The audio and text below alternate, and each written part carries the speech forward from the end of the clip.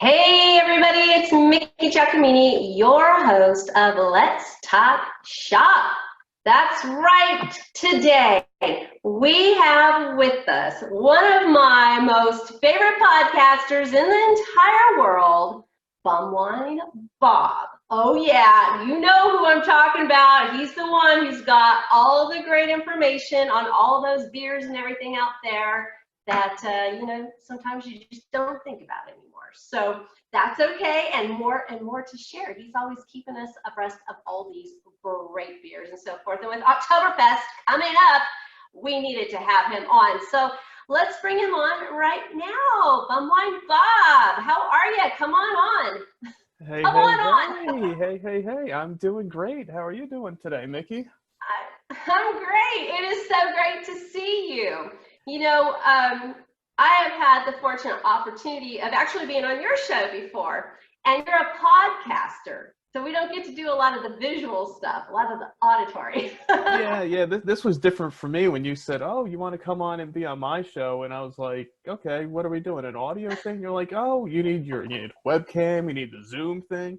And I'm like, I'm just used to the audio and just chatting back and forth. So this was, new for me. But hey, maybe something to do in the future. We'll add it to the list of things to do. So thank you. And yeah, it's been a while since we chatted. I was going back looking. I think it was either 2 or 3 years ago when I had you on my podcast. So it's been a while, but we did it. We're here.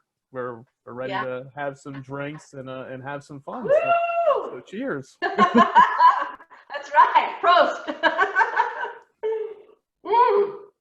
So, I mean, instead of sitting here just down on them like crazy, like I know we could do, let's go ahead and jump in so that the viewers get to know you even more. Can you share a little bit more about how you got into podcasting? I believe you started off blogging. Is that correct?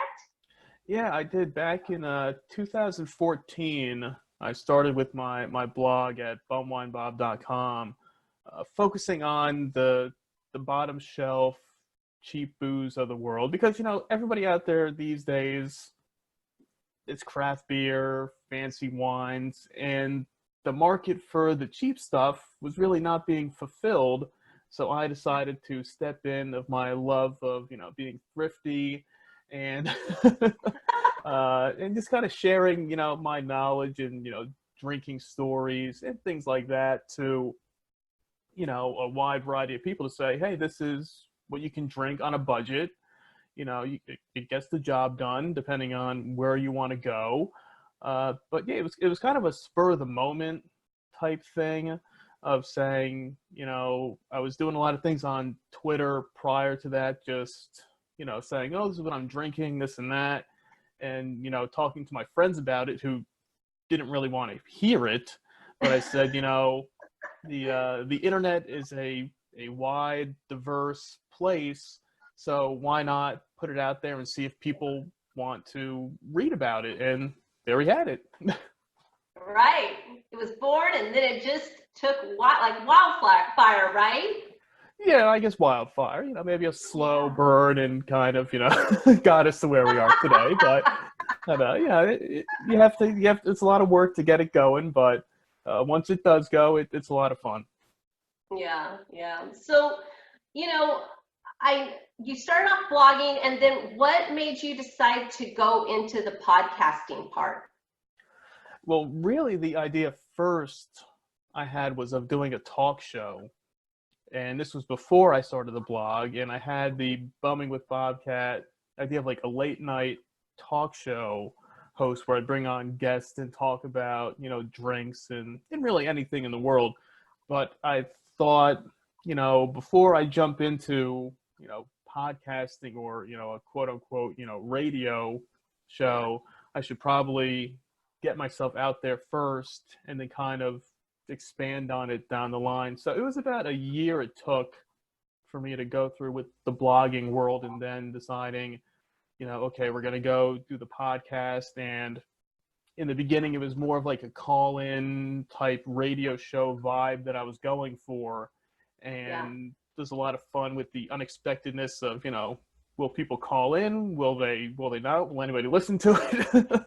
uh, But it was one of Right. those things that was just kind of like, an idea of saying, okay, let's go into the audio world of it after writing for a year and just seeing what happens.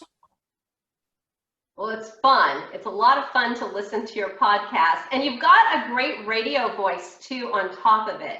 So, I mean, it's a huge win-win. So whoever listens to you, they have that pleasure of listening to you talk. No, So thank you, that's thank great. you. And I mean, you guys are so funny. So cracks me up.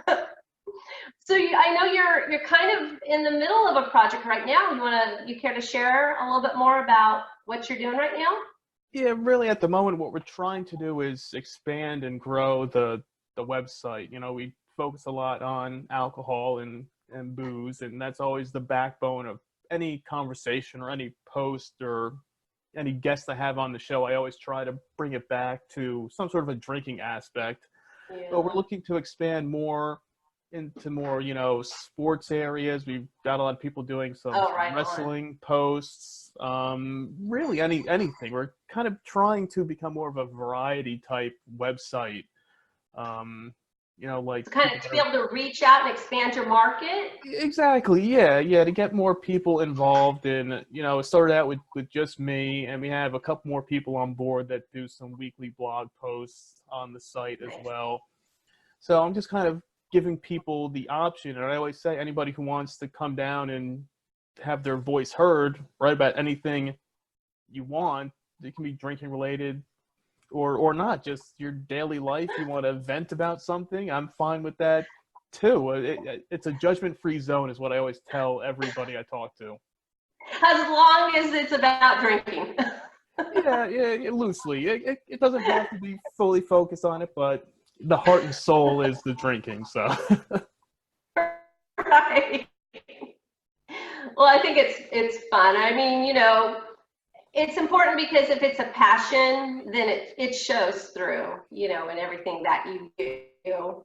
And it's obvious that it's a passion, not in a bad way, in a very good way, and you're very knowledgeable, and that's fantastic. So everybody learns something when they listen to you.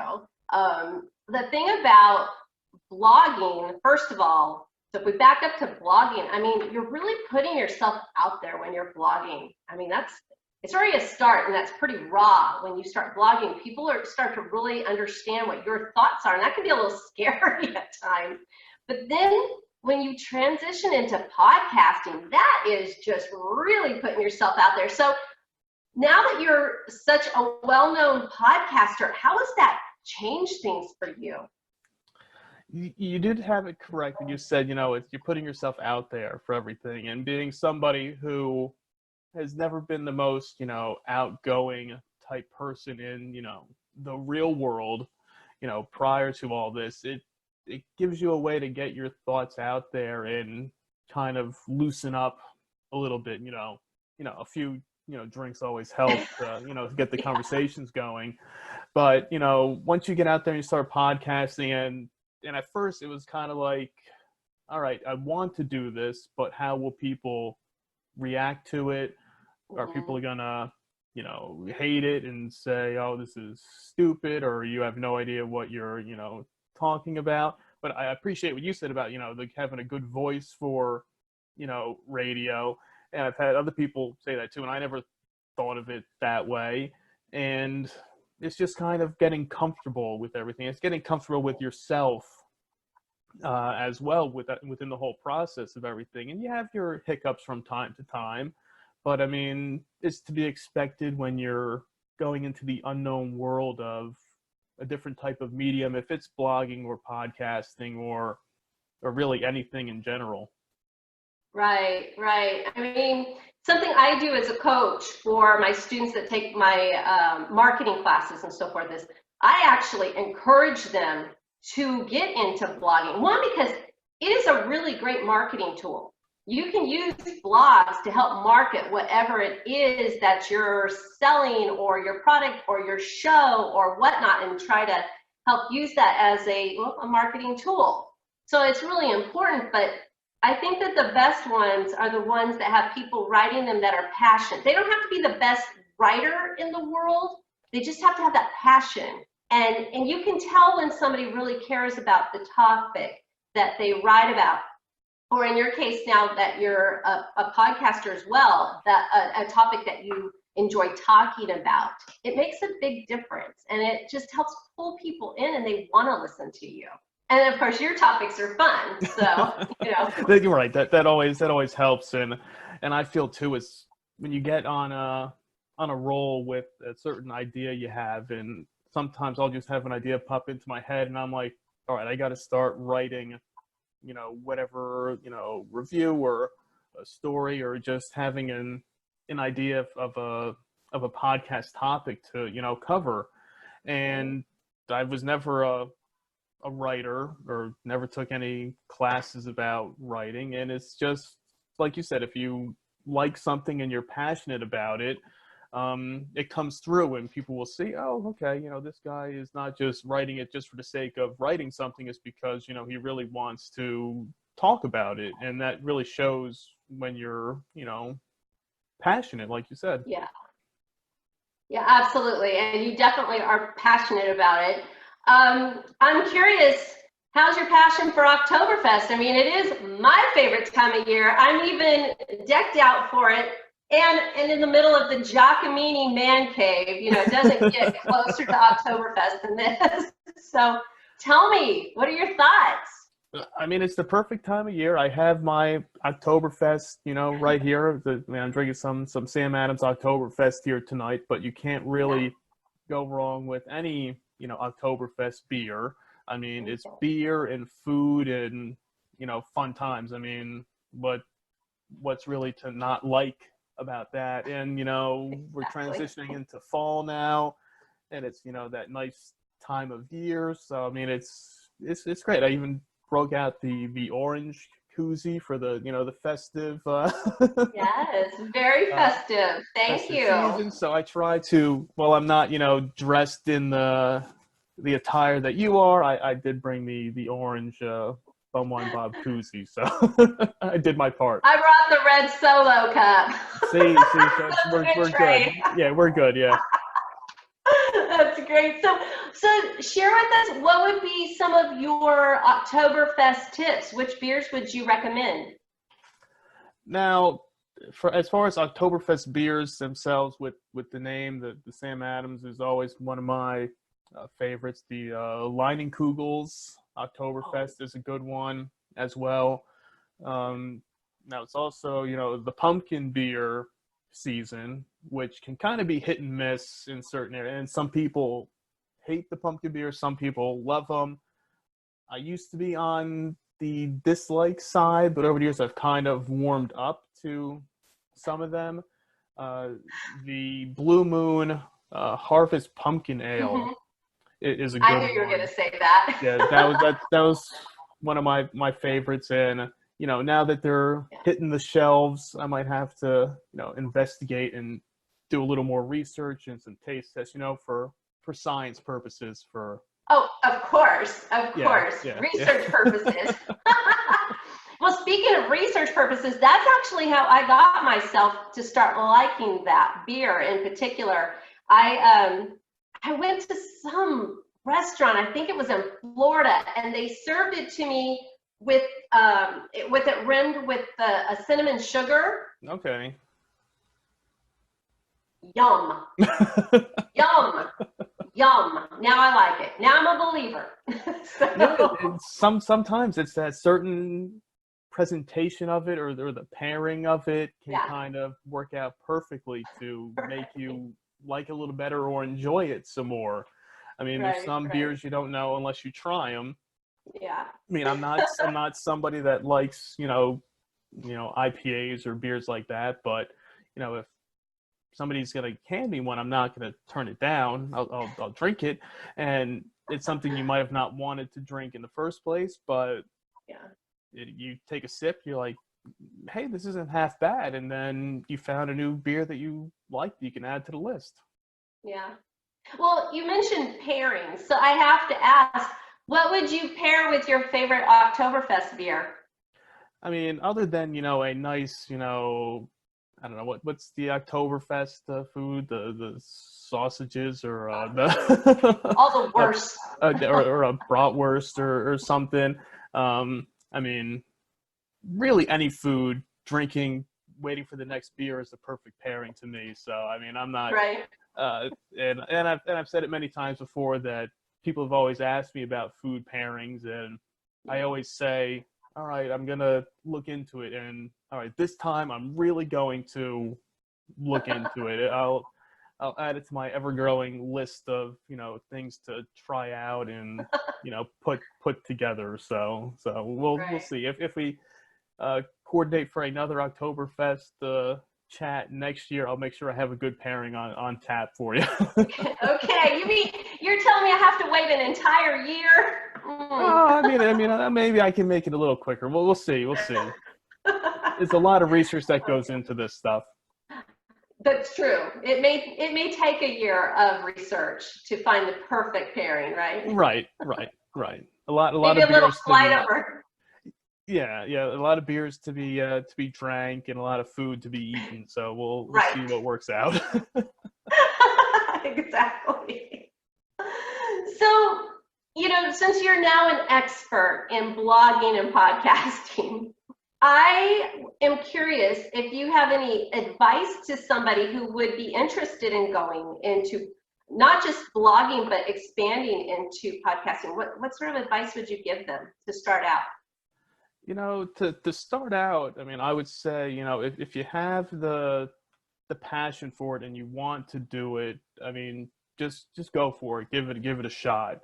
I mean, I can't tell you how many, of my friends, I mean, I don't know how jokingly or how serious they were when they said, why are you, creating a blog about, cheap booze and and stuff like that. But I mean, it's kind of, I view it as, self-therapy in a way of, you have all these thoughts in your head, and I mean, either you can talk to yourself in the corner somewhere, or you write them out there for other people to come and read. So I mean, like I said, if you have a passion for something and you want to write about it, just give it a shot. I mean, what's the worst that happens? Right. People will find it. I'm sure people out there will agree with you in one certain aspect of it, and you can kind of feel a little bit of vindication about saying, hey, I put it out there, somebody read it, somebody enjoyed it, and you feel better. So I mean, Right. I view it as self-therapy of just kind of escaping reality in a way. And some people write novels or stories, and you can just write a blog about whatever you like. Right, exactly. I love that. Just go for it. Just take action and just, Exactly. Yes. just do it, right? Yeah. Yes. Yeah. And that's what you did. So, and you're a success, and it's great. And everybody's glad that you're back on air. I know you had a little hiatus for a little bit, but you're back and just doing great things. Yeah. So I mean, it was a moving hiatus. That's why I'm kind of. I mean, I don't have any fancy things up in my office here, as of yet. So next time too, hopefully you'll see a nice, furnished, I have a whole garage full of all my, beer signs that have not found a new home in the new house yet. So. You've got to let me know.